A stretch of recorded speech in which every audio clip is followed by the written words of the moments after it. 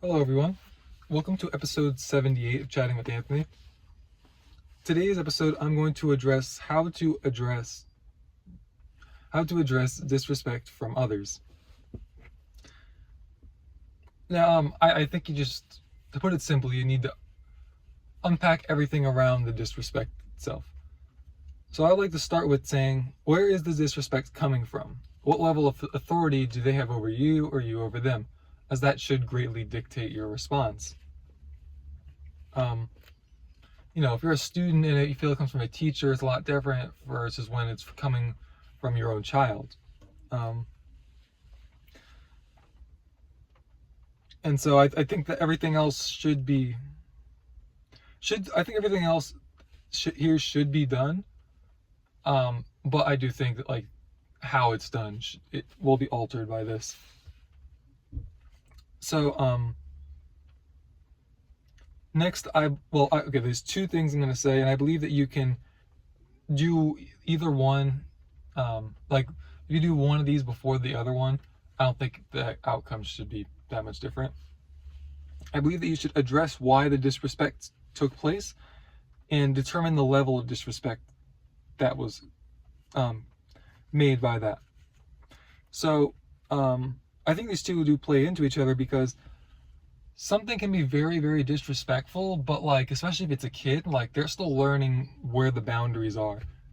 And so it's you have to factor in just it's a lot different when it's an adult that should know better than to say certain things versus when it's a kid who, again, you're still teaching them, especially if it's your own kid, you're still teaching them right versus wrong. Something even in the Bible, it calls us to do with our children specifically, but just children in general, right? You have to teach them. How else are they going to know?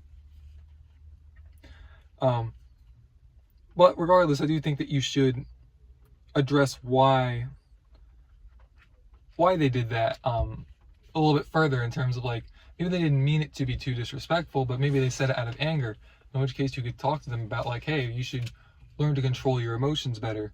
Maybe they said it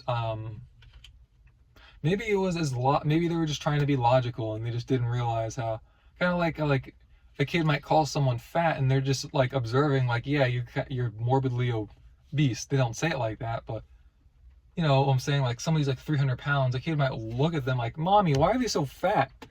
And it's look, you shouldn't say that, but you also kind of understand where they're coming from. And you also should teach your kids, I think, the difference in terms of saying no to somebody when they ask you to do something versus what I just said about calling an adult or a kid fat. There's different levels to how things are going to get perceived, and you have to understand that you have to factor in other people, including strangers, perception of things, because you're not going to always understand where they're coming from. It doesn't mean you have to walk on eggshells around everybody, but you should proceed with caution, I think. I believe on top of that, you should communicate how you feel about what was done or what was said.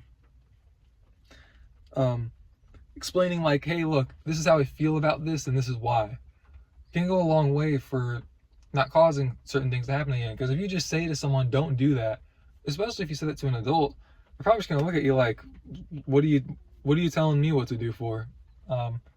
It's hard to really blame them entirely. They're an adult, they can make their own decisions. But you explain to them why. They might not even agree with they might not agree with the conclusion you've come to, but they might feel sympathetic for why you felt that way, and then decide that they're just not going to do that anymore because they don't want to upset you. So that plays into how you feel. I don't know why I said that last sentence, but yes. And then I believe within communicating how you feel, you can also talk about how to address it going forward. Hey, if I do this again and it upsets you, can you just talk to me and say, I don't like it when you do that. I don't it doesn't make me, I'm trying not to respond in this way because you don't feel good when I do that. But when you do that, it makes me not feel good. And I think that there should be reciprocity. I think that if I'm going to do this for you, you should do this for me. I think it's a fair trade-off. And you can go from there, right? You can negotiate. Nobody said you have to say yes to their requests, but you should strike that balance. So, yeah, all in all, this is not some kind of comprehensive guide. It's not like perfect. Well, I guess it is a comprehensive guide, but this isn't the step-by-step plan, right? Like, I'm not like a self-help guru. But this is, this is stuff that I've learned throughout the years. I'm 24 years old, right? Like, I've figured it out a little bit at least. So I figured I'd try and pass this along to you guys. If it helps even one person, good. So be it. This video wasn't a complete waste.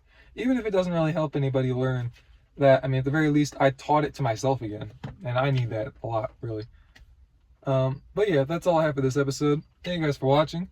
No, it's another short one.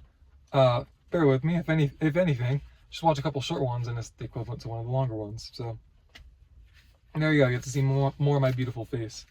So that's all I have. You guys stay safe. I'll see you both in the next one. And God bless.